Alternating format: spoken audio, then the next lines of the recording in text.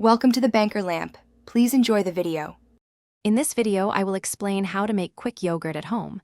Making your own yogurt is surprisingly simple and requires just two main ingredients.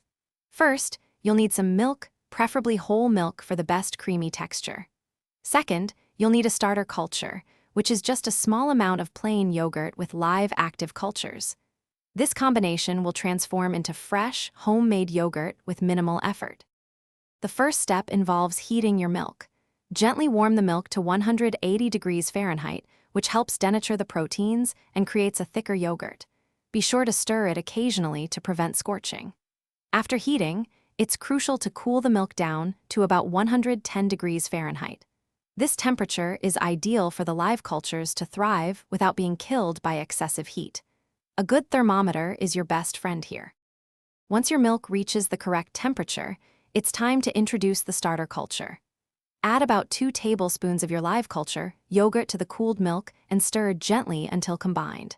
Next, pour the mixture into clean jars or a large container. Now, the magic happens during incubation.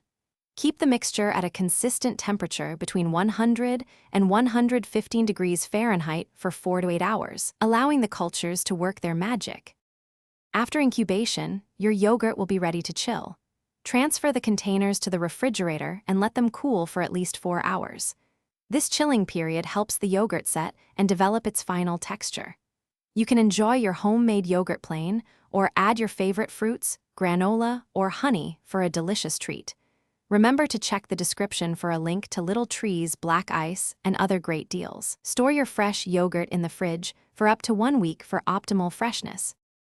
Thanks for watching. If this was helpful, leave a like and consider subscribing. See you next time.